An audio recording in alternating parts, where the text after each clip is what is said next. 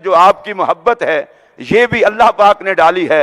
मैं आपके साथ तशरीफ लाए हुए आपके पंजाब की टीम मोहतरम मियाँ असलम इकबाल साहब और मोहतरम मियाँ हम्माद अजहर साहब, उनको भी खुश आमदीद कहता हूं। अब मैं चाहता हूं ऐसा नारा लगाएं जिससे महसूस हो कि इस वक्त पाकिस्तान का सबसे बड़ा लीडर जिसे उलमाओ मशाइख और अवाम की दुआएं हासिल हैं वो आपसे खिताब करने लगा है। नारा तकबीर, नारा रिसालत, नारा रिसालत, इस्लाम, इस्लाम, पाकिस्तान, मोहतरम जनाब इमरान अहमद खान नियाजी साहिब। बस बस बस बिस्मिल्लाहिर्रहमानिर्रहीम। अल्लाह तेरी इबादत करते हैं, तेरे से मदद मांगते हैं। जनाब पीर सैयद मुनव्वर हुसैन शाह साहब, मैं आपका और अपने सारे मोअज़्ज़ज़ मशाइख जो सारे पाकिस्तान से यहाँ आए हुए हैं, मैं पहले तो आप सबको खुशामदीद कहता हूँ और मुझे खुशी है कि इस मौके पे मैं आप सबसे अपनी अब बातचीत भी कर लूँ और जो मेरे ख्यालात हैं अपने मुल्क के ऊपर वो भी आपके सामने रख लूँ। यहाँ बात नहीं करनी। सबसे पहले जी मैं ये वाज़ेह कर दूं कि मैं कोई इस्लाम का स्कॉलर नहीं हूं।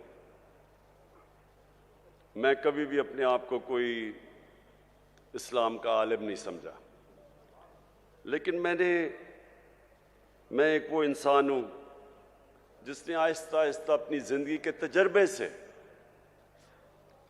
और तजर्बा वो जो कि मेरी क्रिकेट की वजह से सारी दुनिया में मुझे फिरने का मौका मिला। मैंने अपनी यूनिवर्सिटी भी बाहर की और फिर कोई अपने 20-25 साल ज़िंदगी के आधा वक्त पाकिस्तान गुजारता था और आधा मुल्क से बाहर गुजारता था क्रिकेट की वजह से। तो मैंने अपनी ज़िंदगी के तजर्बे से और दुनिया को स्टडी करते हुए मैं अपने दीन की तरफ आहिस्ता आहिस्ता आता गया। और मैं जो बातें करता हूं वो मैं एक स्कॉलर की हैसियत से नहीं करता। वो इंसान जो अपने आप को बड़ा खुशकिस्मत समझता है कि अल्लाह एक अपना कभी किसी के ऊपर खास करम करता है तो उसको वो ईमान दे देता है। अल्लाह का जो सबसे बड़ा तोहफा, मैं अपने बेटों को भी ये बताता हूं कि अगर किसी जो सबसे बड़ी नेमत अल्लाह किसी को दे सकता है वो है ईमान की। बोलना नहीं है, वो है ईमान की। अगर ईमान इंसान को दे देता है, मेरी नजर में, फिर से मैं एक स्कॉलर नहीं अपनी हैसियत से बात कर रहा हूं, वो इंसान को आजाद कर देता है। जो ईमान है वो सच्चा ईमान है ही वो जो एक इंसान को आजाद कर देता है। क्योंकि वही जब आप ला इलाहा इल्लल्लाह आपके दिल में जब अल्लाह ईमान डाल देता है उसका मतलब ही कुछ और हो जाता है। बनिस्बत के हम दुनिया में मैंने बड़े मुसलमान देखे हैं, कलमा भी पढ़ते हैं, लेकिन वो उनको आज़ाद नहीं करता। कुरान की एक मैंने आयत पढ़ी थी कि ईमान वाला आदमी ईमान वाले आदमी को पहचान लेगा। वो कैसे पहचानेगा? मेरी नज़र में वो आज़ाद हो जाते हैं, वो अपनी नफ्स पे काबू पा जाते हैं, उनके खौफ दूर हो जाते हैं, वो लालच को कंट्रोल कर लेते हैं, पैसे को इस्तेमाल करना सीखते हैं, पैसे से इस्तेमाल नहीं होते। सबसे बड़ी बात कि वो सिवाय अल्लाह के किसी के सामने नहीं झुकते। जो खौफ का बुत मेरी नज़र में, मेरी ज़िंदगी के तजर्बे में, जो अल्लाह ने इंसान को अशरफुल मखलूकात बनाया, अजीम मखलूक, वो इसलिए अपनी परवाज नहीं कर सकता, सबसे बड़ा जो बुत जब वो नहीं तोड़ता वो है खौफ का बुत। मरने से मैं डरता हूं, मैं जालिम के सामने नहीं खड़ा होता। मैं नौकरी कर रहा हूं, मैं अपने ज़मीर के खिलाफ जाता हूं कि मेरी नौकरी ना चली जाए। मैं तो इसको भी शिर्क समझता हूं। जिधर आप अपने ज़मीर का सौदा करते हैं और राय हक से हटते हैं, मेरी नजर में तो वो भी शिर्क है।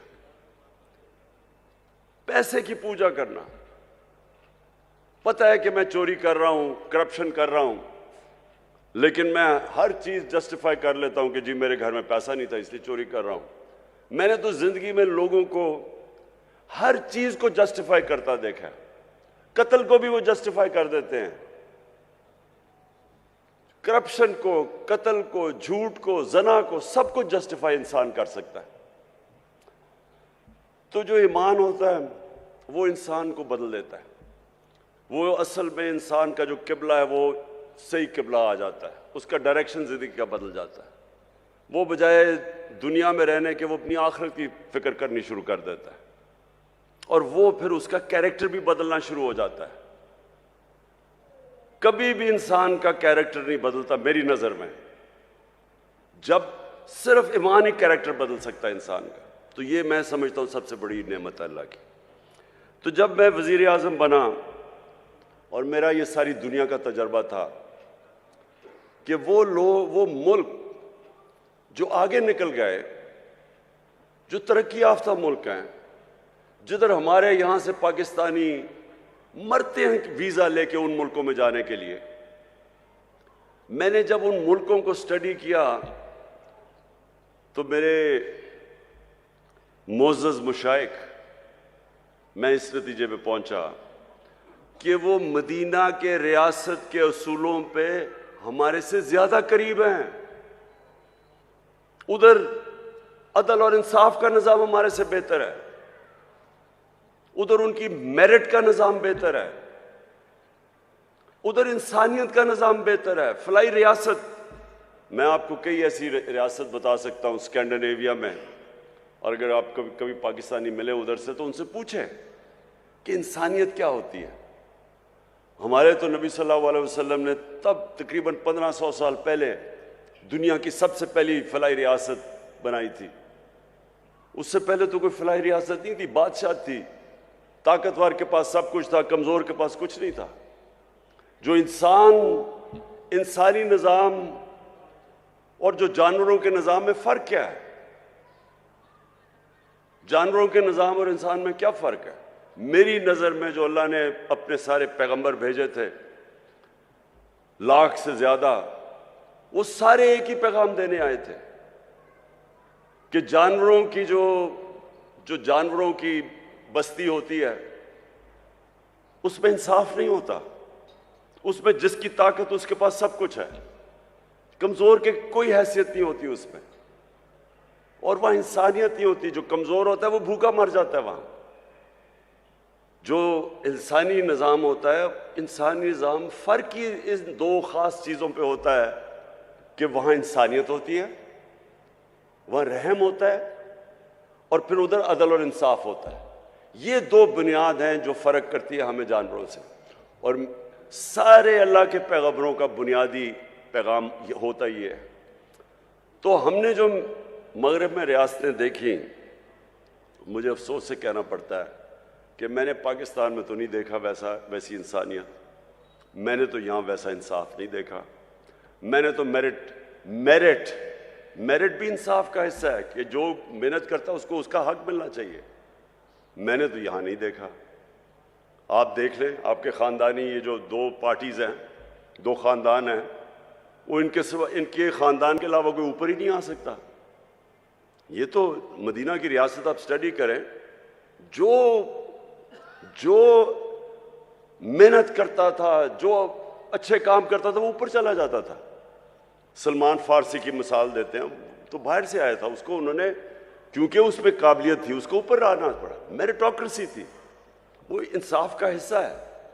हमारे मुल्क में देख लें कितनी मेरिटोक्रेसी है।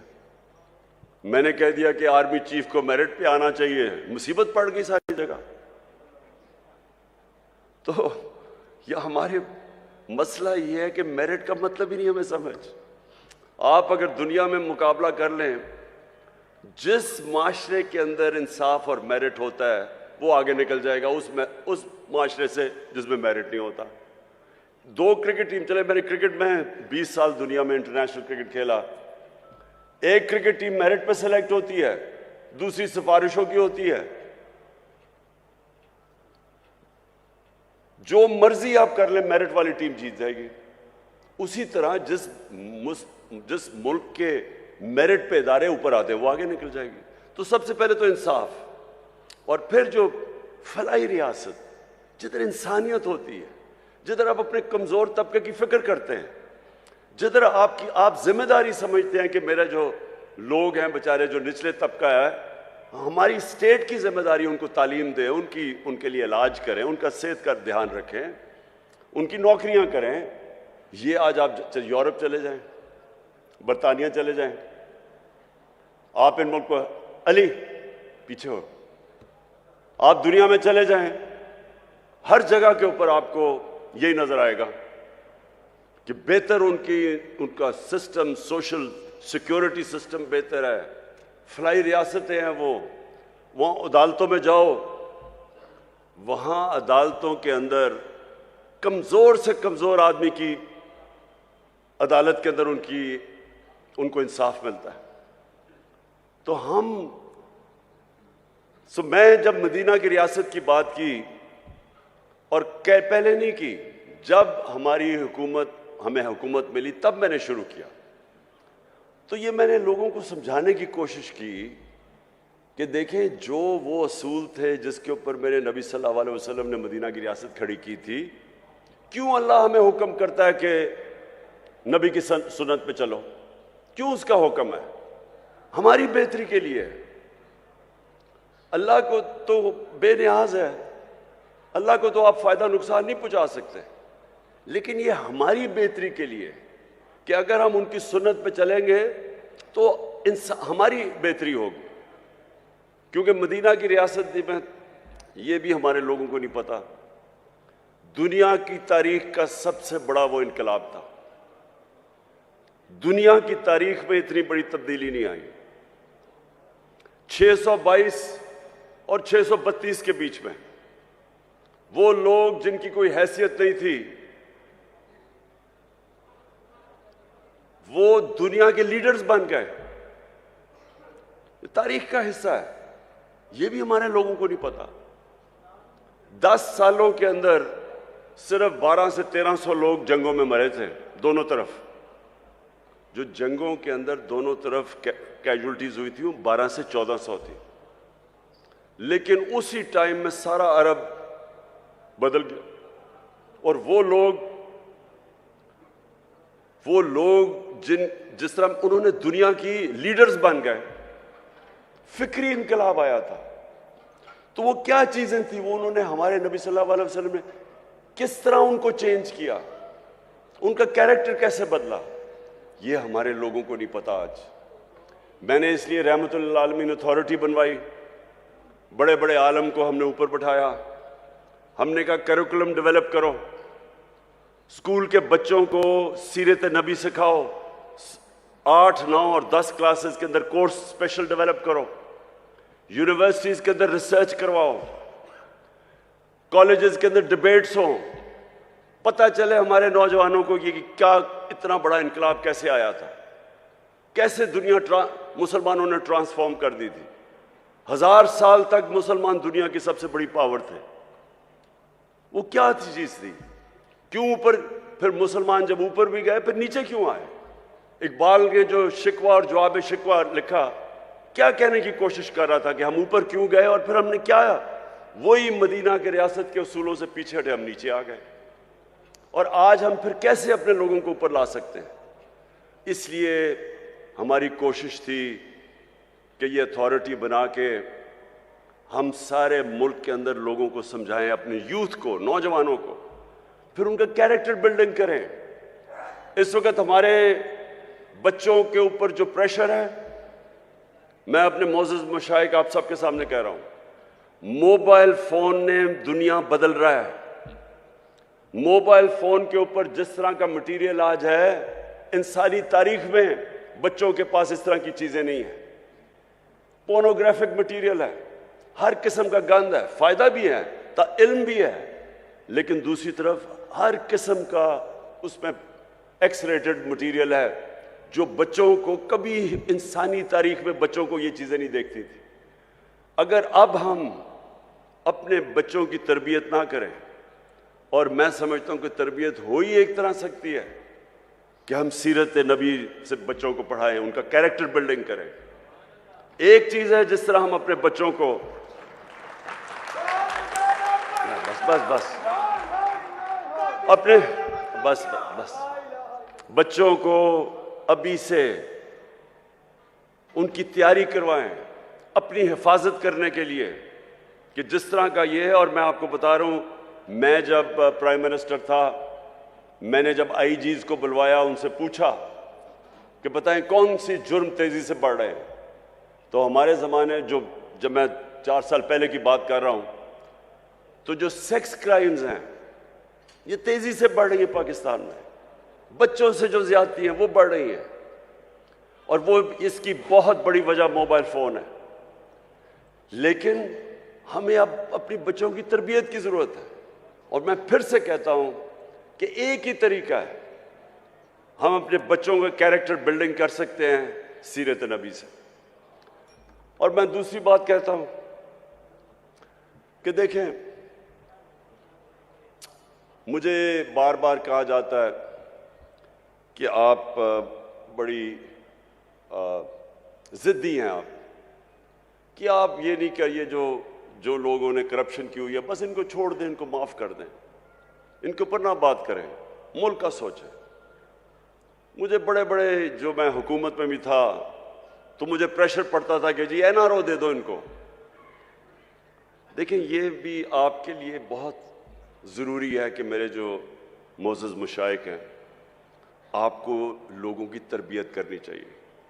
देखें, हमारे नबी सल्लल्लाहु अलैहि वसल्लम रहमतुल आलमीन थे, उनसे ज़्यादा रहम करने वाला इंसान नहीं था जिसको अल्लाह ने कहा कि सारी दुनिया के लिए रहमत बन के आए, मुसलमान हो या नहीं हो। लेकिन उनको जो सबसे ज़्यादा रहमत करने वाले इंसान थे, रहम करने वाले इंसान थे, जब फतह मक्का हुई उन्होंने उन सारे कुफार को माफ़ कर दिया जिन्होंने मुसलमानों पे बड़ा जुल्म किया था, उनके ऊपर हर किस्म का तशद्दुद किया था, उनको हिजरत करनी पड़ी, उनके जिस तरह की मुश्किलात का सामना करना पड़ा। तो जब फतह मक्का हुई तो उनको बदला तो लेना चाहिए था, लेकिन रहमतुल्लिल आलमीन ने सबको माफ कर दिया। लेकिन जब उनके पास एक आदमी आया और कहा कि देखें जी, ये कुरैश की लड़की ने चोरी की है, ये कुरैश की लड़की है, इसको माफ कर दें, तो तब उन्होंने कहा कि मेरी बेटी भी अगर चोरी करेगी उसको भी माफ नहीं किया जाएगा।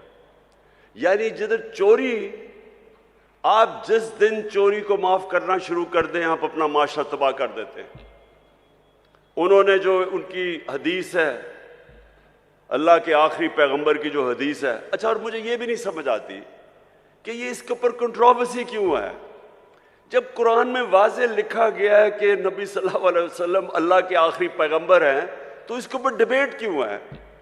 जो नहीं मानता वो मुसलमान ही नहीं है। इस पे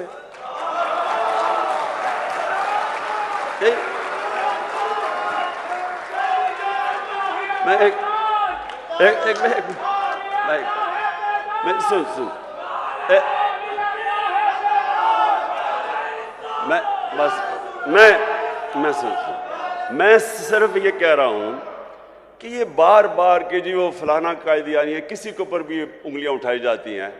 मैं सिंपल बात कर रहा हूं, जिसने भी कुरान पढ़ी हुई है उसमें ये चीज तो वाज़ेह है ना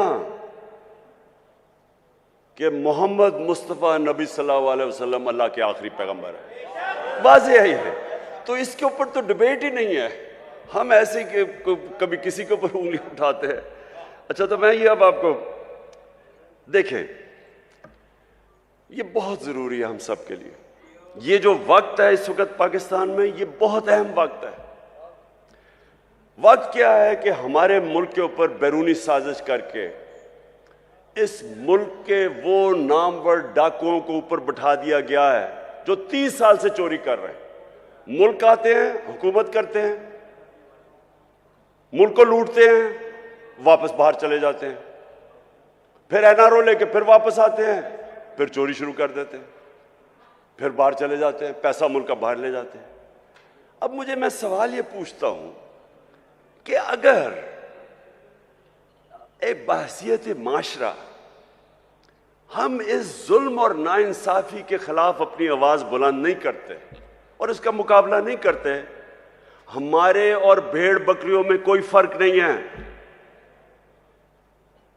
इससे बड़ा जुल्म क्या है? चोरी। आप ये ऐसे है कि आपके घर में कोई चोरी करे, चोरी करके चला जाए और थोड़ी देर बाद के जी मेरी चोरी माफ कर दो। कौन करेगा?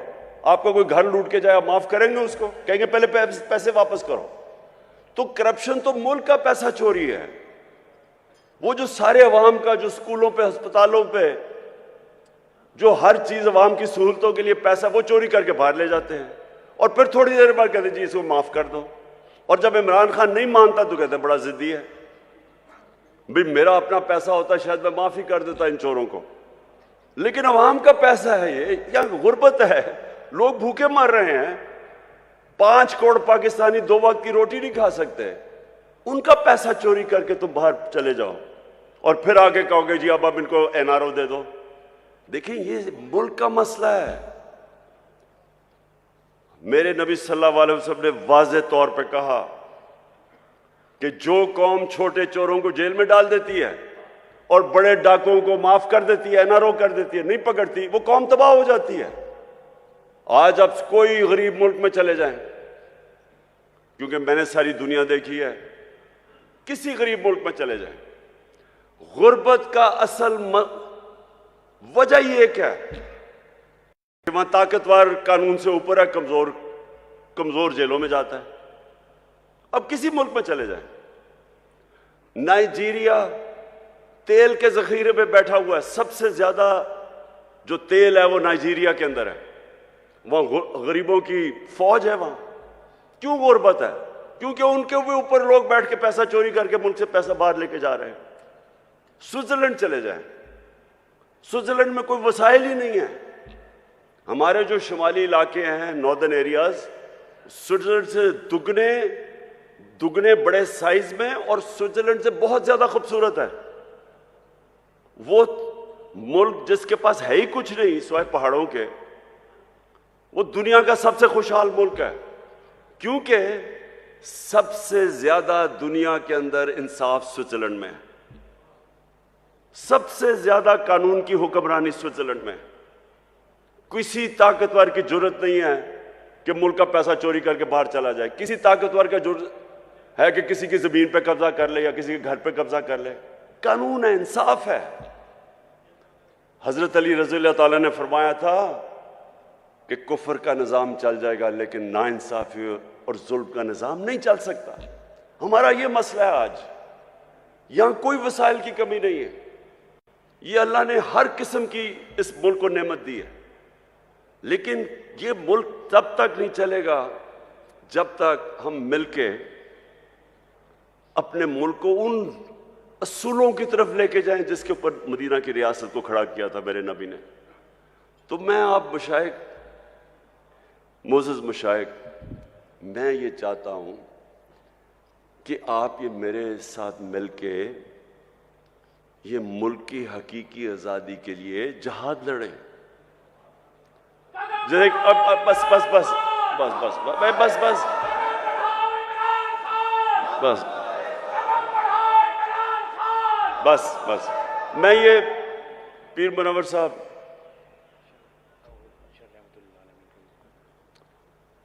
पीर मुनव्वर साहब, आपके बड़ों ने कायद आज़म की मदद की, उस सपोर्ट के बगैर पाकिस्तान ही ना बनता। बहुत बड़ी ताकत मुशाइख की थी कायद आज़म के साथ। आज आप सबकी फिर ज़रूरत है कि जो पाकिस्तान के ऊपर इस वक्त किया जा रहा है, जो वारदात हुई है, कि बाहर से साजिश होती है, अमेरिकी हुक्म देता है एक हमारे एम्बेसडर को कि पाकिस्तान इमरान खान को हटा दो, और उसके बाद यहाँ सारे मिलके जो यहाँ के गद्दार हैं वो मिलके गवर्नमेंट गिरा देते हैं और फिर चोरों को ऊपर बैठा देते हैं। और अगर हम इसको तस्लीम कर जाते हैं तो हमें ये बड़ा वाज़ेह हो जाना चाहिए कि हम अपने मुल्क की मुस्तकबिल की कब्र खोद रहे हैं। इसलिए ये जो आने वाले दिन हैं, इसमें आप सबको अपनी ड्यूटी देनी पड़ेगी अपने मुल्क के लिए।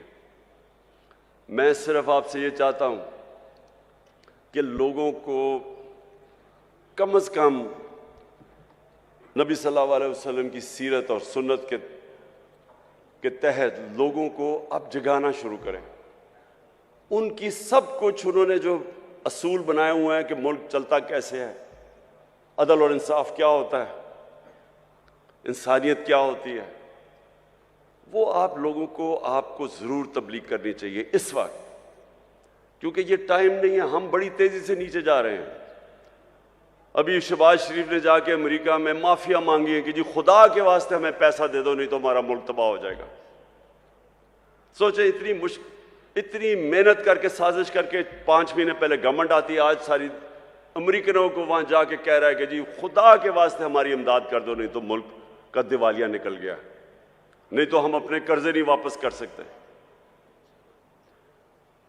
सवाल तो इनसे ये पूछना चाहिए कि आपके सारे पैसे अरबों डॉलर सारी दुनिया को पता है बाहर पड़े, मुल्क के लिए पैसे मांग रहे हो, अपना पैसा बाहर रखा हुआ है, दूसरों को कह रहे हो कि मुल्क में पैसा लेके आओ और अपना पैसा बाहर ले गए हो।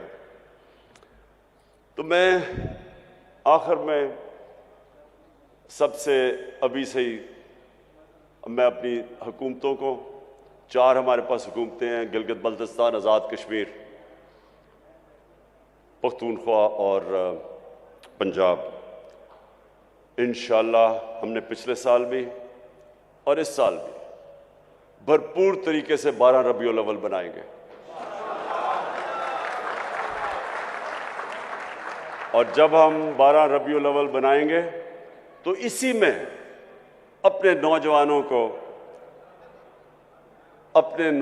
को नबी सल्लल्लाहु अलैहि वसल्लम की सीरत से भी आगाह करेंगे और इंशाअल्लाह उनके कैरेक्टरों को ऊपर उठाएंगे। और वो मैं एक दिन ख्वाब देखता हूँ कि वो वक्त आएगा जब पाकिस्तानी दुनिया में जाएंगे तो जिस तरह एक दफ़ा एक वक्त ऐसा था कि इंडोनेशिया और मलेशिया में मुसलमान ताजर जब गए तो लोगों ने उनका किरदार देख के, मुसलमान ताजरों का किरदार देख के लोग मुसलमान हो गए। इंशाअल्लाह वो भी दिन आएगा जब हमारा पाकिस्तानियों का किरदार देख के लोग इस्लाम की तरफ आएंगे। पाकिस्तान जिंदाबाद।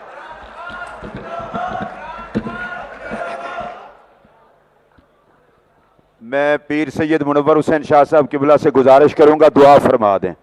हजरत किबला पीर सैयद मुनव्वर हुसैन शाह साहब दुआ फरमाते हैं। अल्लाहुम्मा सल्ली अला आमीन। दुआ सय्यदना फरमा दें। मौलाना मुहम्मद व अला आलि सय्यदना